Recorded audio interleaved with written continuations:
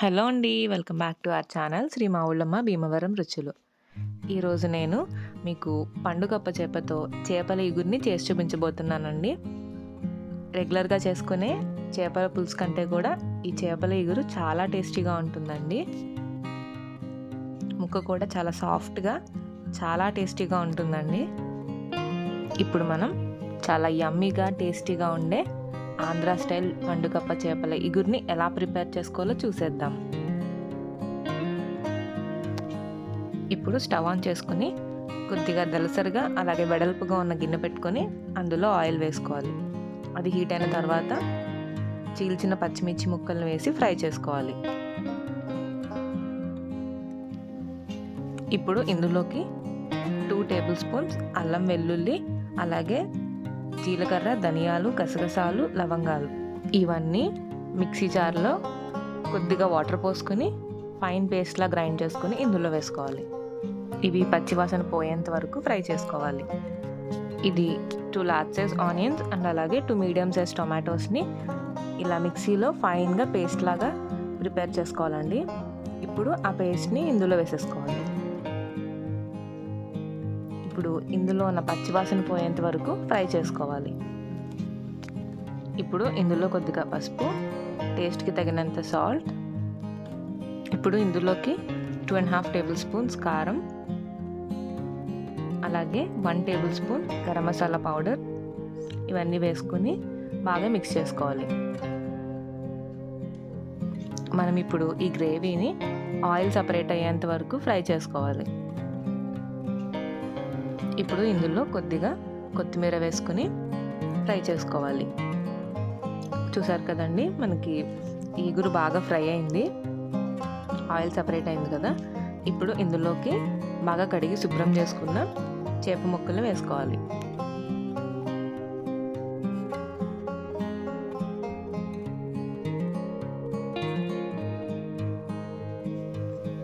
ఇప్పుడు ఈ ముక్కల్ని గరిటెతో ఫ్లిప్ చేసుకోవాలి.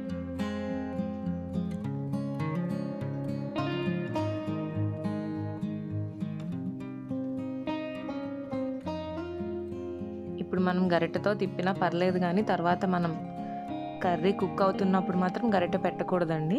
ఎందుకంటే ఈ ఫిష్ చాలా డెలికేట్గా ఉంటుంది, సో విరిగిపోయే ఛాన్సెస్ ఉంటాయి. ఇప్పుడు మూత పెట్టేసుకొని ఒక 2 మినిట్స్ సిమ్లో మగ్గించుకోవాలి. అండ్ 2 మినిట్స్ తర్వాత ఇందులోకి సరిపడా వాటర్ పోసుకోవాలి. ఇవి చాలా ఫాస్ట్గానే కుక్ అయిపోతాయండి, ఎక్కువ వాటర్ ఏం అవసరం లేదు. జస్ట్ మనకి ముక్క హాఫ్ మునిగితే చాలండి.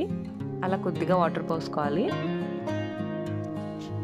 వాటర్ పోసిన తర్వాత ఒక్కసారి ఇలా కుదుపుతూ మిక్స్ చేసుకోవాలండి. అప్పుడు అంతా ఈవెన్గా మిక్స్ అవుతుంది. ఇప్పుడు మూత పెట్టేసుకొని సిమ్లో కుక్ చేసుకోవాలి.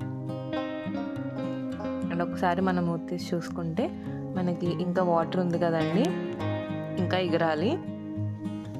సో మళ్ళీ మూత పెట్టేసుకొని సిమ్లో కుక్ చేసుకోవాలి. చూసారు కదండి, మనకి ఆయిల్ కూడా సపరేట్ అయింది. ఇలా బాగా దగ్గర పడిన తర్వాత ఫైనల్గా కొద్దిగా కొత్తిమీర వేసుకోవాలి. అండ్ ఇప్పుడు మళ్ళీ మూత పెట్టేసి జస్ట్ ఒక 2 మినిట్స్ మళ్ళీ కుక్ చేసుకుంటే సరిపోతుందండి సిమ్లో. అంతేనండి, మన చేపల ఇగురు అయితే రెడీ అయిపోయింది. ఇప్పుడు స్టవ్ ఆఫ్ చేసేయడమే. అండ్ చూసారు కదా, ఫైనల్గా మన పండుగప్ప చేపల ఇగురు అయితే రెడీ అయిపోయింది. ఇప్పుడు మనం దీన్ని సర్వ్ చేసేసుకుందాం.